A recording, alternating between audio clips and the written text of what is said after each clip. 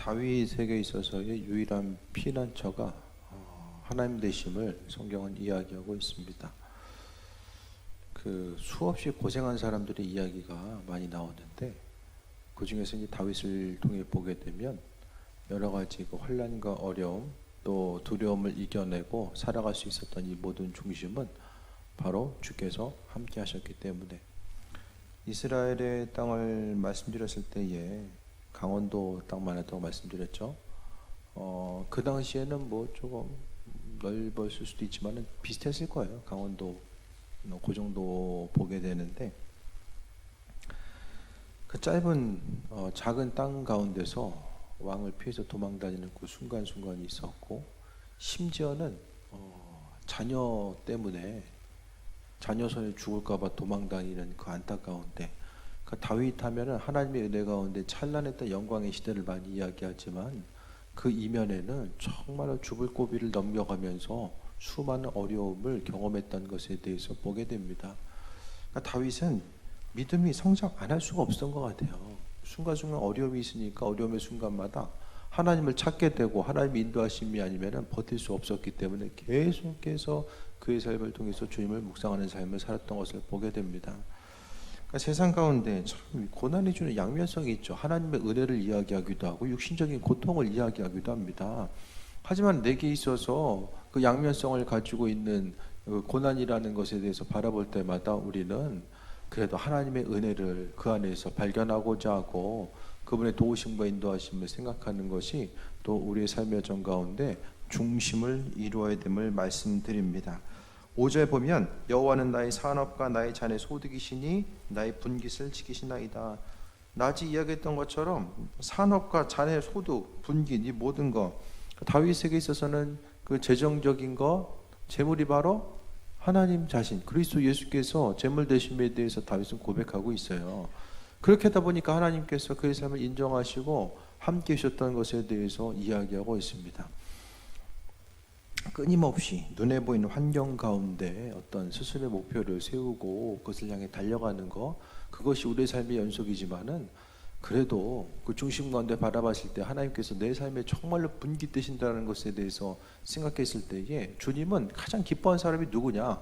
그리스도 예수로 인해서 삶의 모든 기쁨과 평안함을 삼는 사람들 그것을 이야기하고 있거든요.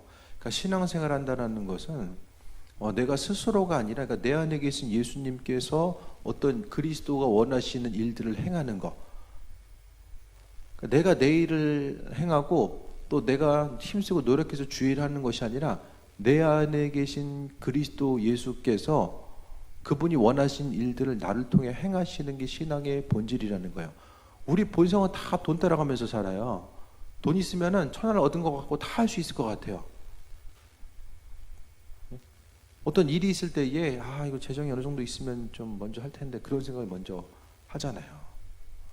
그런데 정말 주님 원하시는 삶의 모습은 내 안에 주님께서 그 일들을 행할 수 있도록 내 본성과 육신적인 본성은 끊임없이 세상 보이는 것에 관심을 두고 시선을 그쪽에 고정시키게 하는 이때에 우리의 삶의 중심이 그리스도 예수를 바라보게 하고 또 내 삶의 기쁨이 있고 없음 때문에 절망하거나 슬퍼하지 아니하고 예수님 때문에 행할 수 있는 것 그것 자체는 내 삶에 있어서의 분깃이 바로 그리스도 예수 되신다라는 그 사실을 이야기합니다. 그러니까 지금 마음에 불안한 거 왜 불안한가? 마음의 조급함이 왜 조급함을 가지고 있는가? 결국 다 소유의 문제와 연결지어서 가거든요.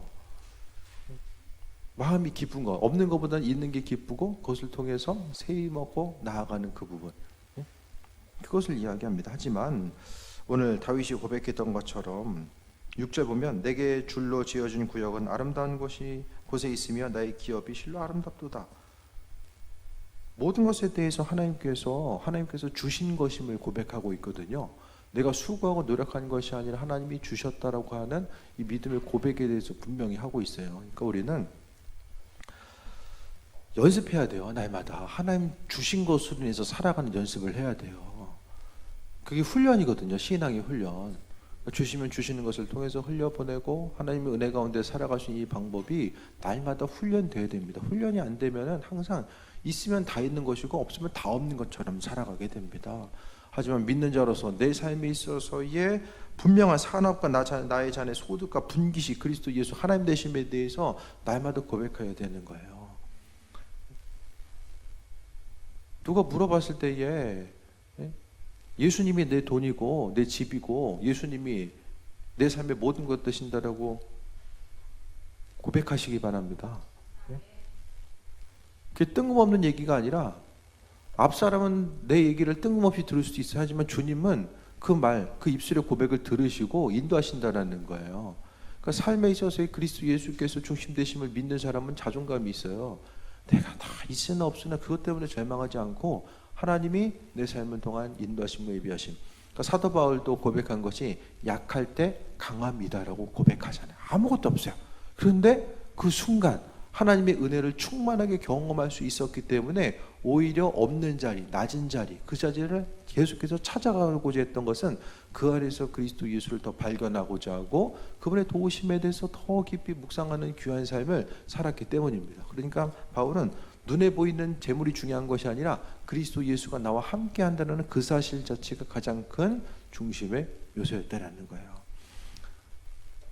그냥 바람 불면 다 없어지는 것, 낮에 말씀드렸던 것처럼 잠언 말씀처럼 오전에 얘기했던 것처럼 바람 불면 다 없어지는 것이 다 날아가는 것이 재물입니다. 거기에 마음의 중심 두고 살아가다 보면 다 뺏겨요. 전부 다 뺏겨요. 결국에 다 잊어버린 삶을 살아갈 수밖에 없습니다. 여러분의 삶은 어떻게 사시겠습니까?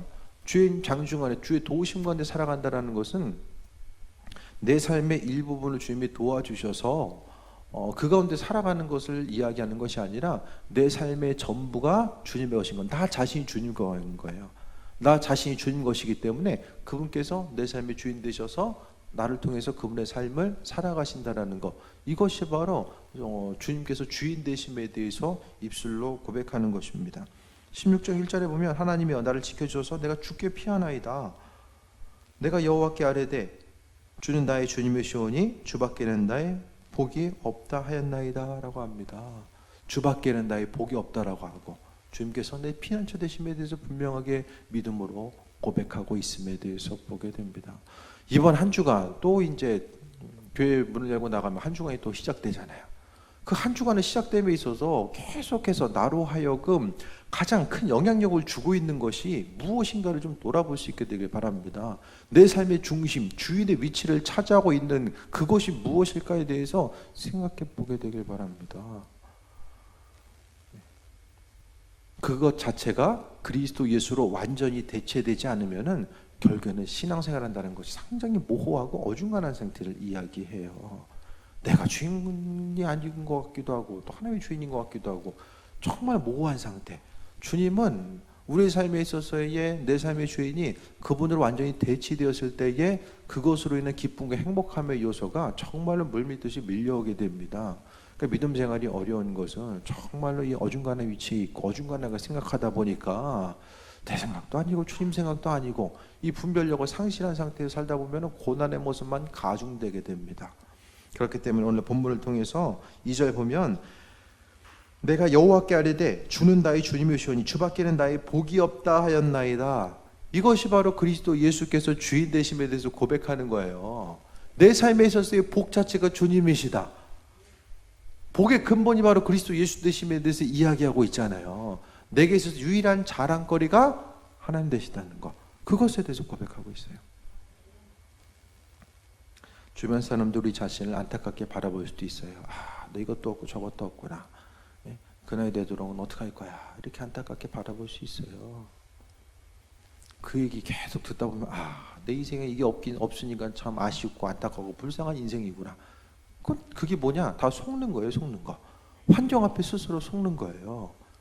성경에 있는 수많은 사람들은 오직 그리스도 예수를 자랑했어요. 그리스도 예수가 없는 것에 대해서는 부끄러워하지 않거든요. 돈 없고 건강 없는 건 불편한데 부끄러운데 예수가 없는 것은 부끄러워하지 않거든요. 신앙인에게 있어서 믿는 자에게 있어서 예수님 없는 것이 가장 부끄러운 거거든요. 그분이 전부인데 그분이 없다는 것은 아무것도 남아있는 것이 없다는 것을 이야기하기 때문입니다. 그러니까 내가 누구냐? 그러니까 우리는 예수님 없이 살아갈 수 있다는 거, 예수님 없이도 어떤 일을 행할 수 있다는 것 자체가 속는 것이고, 그것에 대한 기대함과 소망감이 우리로 하여금 멸망의 자리로 이끌게 됩니다. 그러니까 우리는 처음부터 가능성 자체를 나는 정말로 아무것도 아니야. 배터리 떨어진 핸드폰이나 마찬가지다. 그거 생각하시면 돼요. 공급원 되신 분, 모든 것에 대해서 공급하신 분이 그리스도 예수 되신다는 것을 우리가 날마다 고백해야만 합니다. 그것을 통해서 하루하루 우리의 삶이 기쁨과 소망감 가지고 영유되어서 나아갈 수 있는 거예요. 말을 할 때도, 생각할 때도, 어떤 것을 보고 들을 때도 그리스도 예수를 통해서 봐야 돼요. 그러면은 똑같이 어떤 것에 대해서 보이는 것이 있다라고 할지라도 그것에서 좀 다른 관점에 대해서 우리가 바라볼 수 있게 됩니다. 예를 들어서 애가 공부는 안 하고 맨날 예배만 드리러 가. 그럼 세상 사람들 보기에는 물론 학생 공부해야 되지만은 쟤 커가지고 뭐가 될래나. 예배는 열심히 드리는데 참 공부는 못하는구나. 그러면 진짜 안타깝고 아쉽게 바라봐요. 에휴, 교회 가면 공부를 그렇게 해야지. 근데 하나님의 시선과 관점, 그 안에 그리스도 예수가 존재하고 있으면은 나머지 일들은 그분께서 일하신다라는 것에 대해서 이야기합니다. 교회가 아무리 크고 화려해도 정말로 성김과 나눔과 베품이 없고 그 안에 그리스도 예수가 없으면 아무리 사람 무한히 모였던 들 아무 소용이 없어요. 한두 사람이 모여도 그 안에 그리스도 예수가 있으면 그들의 삶을 통해서 교회가 명의돼 나갑니다. 교인 한 사람이 있는데 교회가 유지되는 교회 있다는 처럼 지난번에 말씀드렸잖아요. 한 사람이 다 감당하는 거예요. 다. 뭐 재정적으로도 한 10억 벌어가지고 1억 11조 하면 그냥 되잖아요. 크게 고민할 거 없잖아요. 뭘 고민해? 밥할 수는 없으면 도시락 배달해서 먹으면 돼요. 그렇죠? 그러니까 많고 적음의 이 지금의 시대는 이제는 많고 적음의 시대가 아니라 교회 안에서의 얼마나 그리스도 예수를 발견할 수 있는가. 그것은 주님의 마음, 상처받은 그 마음이 교회여서 회복이 되고 내가 회복되니까 그 회복된 경험을 통해서 다른 사람들을 도와주고 회복시켜줄 수 있는 그것을 이야기해요. 그것이 바로 온전한 교회의 모습입니다. 그런 교회는 앞으로 부흥하게 될 거예요. 어떤 기계적으로 시스템에 의해서 움직여지는 교회가 아니라 정말 주님 원하시는 교회. 저는 교인들 한 사람 한 사람 다 좀 행복함이 있었으면 좋겠어요. 교회를 가고 싶은 거. 억지로 누가 오라고 해서 가는 것이 아니라 정말 교회 가고 싶다. 그런 교회가 됐으면 좋겠어요. 청년부 예배 드릴 때도 애들한테도 너네 어떻게 하면 교회가 좀 오고 싶을 것 같니? 어떤 것이 좀 처음에는 어떤 것이 교회의 발걸음하는 것을 가로막는가? 교육은 어떤 것이 좀 싫은가? 그걸 얘기하려고 하다가 이건 아니다. 똑같은 얘기를 해도 긍정적인 걸 얘기해야 돼. 부정적인 거 얘기하다 보면 꼭 이래저래 사람 원망하게 되거든요. 그래서 긍정적인 얘기를 문 앞에서 아이스크림 하나씩 나눠줬으면 좋겠어요 부터 시작해서 별로 여기까지는 대답은 못 들었어요. 한 번 더 좀 생각해봐라. 아이들이 정말로 이제 그 자녀들의 시대는 애들은 하고 싶으면 하고 하기 싫으면 안 하는 시대거든요. 하고 싶으면 가고 안 하고 싶으면 안 해요. 재정적인 것도 본인이 스스로 가치 있다라고 생각하는 일에는 얼마든지 돈 쓰는 거 아까워하지 않아요. 가치를 못 발견하는 거죠. 다른 사람들 돕는데 가치를 두는 사람은 자신의 것을 최대한 헌신해서 다른 사람 도와요. 헌금하는 것도 그리스도 예수께 가치를 두기 때문에 재정적으로 헌금하잖아요. 그러니까 그 가치, 예수 그리스도께서 온전한 가치 되심에 대해서 인정하고 받아들이고 나아가는 거죠.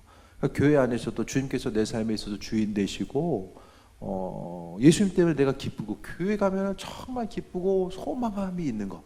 내가 좀 실수하고 넘어져도 교회들과 함께함을 통해서 그 모습이 회복되는. 그렇기 때문에 우리는 서로 힘들어도 누군가 나를 세워주겠지 그것보다는 내가 최선을 다해서 서로 섬겨주다 보면은 그 온전한 공동체가 될 수 있다라는 거예요. 왜냐하면 앞으로 점점 더 인간적인 가치를 발견하기 힘든 시기이기 때문에 더 그렇습니다. 점점 더 개인주의화되고요. 사람들 자체가 성향이 다른 사람들 의식하기보다는 개인의 가치를 추구해요. 점점 더. 점점 더 추구하게 됩니다. 그러니까 인간을 통해서 서로 관계성을 통해서 누릴 수 있는 부분이 점점 더 축소되는 거예요. 관계성에 있어서의 단절. 편의점을 가봤는데요. 의자가 얼마 전까지만 해도 서로 마주보게 이렇게 두 자리가 돼 있었거든요. 근데 네 자리가 다 벽 쪽으로 붙어 있어요. 그러니까 네 명에서 서로 벽을 바라보면서 먹을 수 있게 이렇게 해놓은 거예요. 왜 그럴까? 둘씩 오는 사람들보다 혼자 가지고 창문 바라보면서 밥 먹는 사람이 많으니까 창문을 다 그쪽으로 옮겨놓은 거죠. 그게 지금 현실의 모습입니다. 누구 한 사람 관여받기를 싫어하고 점점 더 개인주의적인 시대 자체는 계속 점점 더해질 거예요. 이 시대를 살아가면서 우리들은 그러면서도 한편에서는 사람에 대한 손길, 관심과 애정 자체에 대해서 아쉬운 부분이 점점 더 커져가는 시대가 지금의 시기입니다. 이 부분은 어떻게 채우고 갈 것인가? 교회가 아니면 답을 찾기 힘든 시기가 되었다라는 거예요. 가정도 마찬가지예요. 이제 몇 명 살아요. 옛날에는 지금은 이제 네 가정이 이제 한 가구에 네 명이 이제 기본이잖아요. 어디 가더라도. 예. 그런데 이제는 한 가정 가면 한 식구, 두 식구, 세 식구. 이게 이제 점점 더 되니까 식구들끼리도 이런 그 관계성을 누리기 힘든 시대가 됐다라는 거예요. 결국 다윗이 그리스도 하나님께 내 삶에 지키시고 인도하시고 나와 함께 하신 분이라는 것에 대해서 이야기하는 것은 내 삶의 모든 중심, 아쉬움, 내 모든 아픔을 하나님께서 채우신다라는 거. 그 관계성이 이 교회로 그대로 가지고 와서 이 교회를 통해서 다윗이 경험했던 하나님의 은혜를 우리가 교회를 통해서 그 은혜를 경험할 수 있어야만 합니다. 그래서 우리는 조금 더 적극적이 되어야 돼요. 좀 수동적인 자세를 조금 벗어나서 이제는 교회 가운데 조금 더 적극적인 모습, 서로 조금 더 적극적으로 돌아보고 조금씩 더 변화되려고 하는 의지와 노력과 결단이 있어져야 됩니다. 수동적인 자세를 가지고는 아무것도 이제는 할 수가 없어요. 이 적극적이라는 것은 다른 사람들이 어떤 일들인지를 돌아보고 또 내 사정과 형편에 대해서 기도 부탁을 하고 알리는 것, 이것이 조금 더 적극적인 모습이 되어야 됩니다. 그래서 다른 사람들이 내 일하는 것도 그냥 귀찮고 싫고 이게 아니에요. 정말 주님과 인도하심과 함께 하심을 통해서 세워먹고 나아가는 그 믿음의 공동체가 바로 교회가 되어야 됩니다. 앞으로 우리는 계속해서 고민해야 돼요. 어떻게 하면은 교회를 통해서 그리스도 예수의 사랑을 발견할 수 있을까? 그 사랑을 발견하면은 다 교회 가고 싶죠. 오지 말려도 가고 싶죠. 주님의 사랑에 대해서 발견하고 오늘 사도 바울이 여호와는 나의 산업과 자네 소득과 분깃이라고 이야기했던 이 믿음의 고백, 여호와께서 내 삶의 전부임을 고백하고 있는데 여러분의 삶의 정 가운데서도 그리스도 예수를 믿음으로 내 삶의 전부 되시는 분이 주님입니다라고 고백하는 귀한 삶이 되시길 축원드립니다. 기도하겠습니다. 하나님의 사랑에 감사드립니다. 모든 것이 주님으로부터 출발되었음을 고백하오니 아버지 하나님 은혜 더하여 주옵소서. 눈에 보이는 세상 어떤 것으로 인해서 반응하지 않게 하시고 오로지 주님의 말씀을 중심으로 해서 살아가기를 원합니다. 아버지 하나님, 우리 마음속에 임하시고 인도하여 주셔서 하나님의 뜻을 비춰주시고 내가 주님 없이는 살아갈 수 없음에 대해서 날마다 고백하는 귀한 삶을 살게 하여 주옵소서. 모든 것이 하나님의 은혜입니다. 영광받아 주옵소서. 예수님의 이름으로 기도했습니다. 아멘. 우리 주기도문으로 마칩니다. 하늘에 계신 우리 아버지여, 이름이 거룩히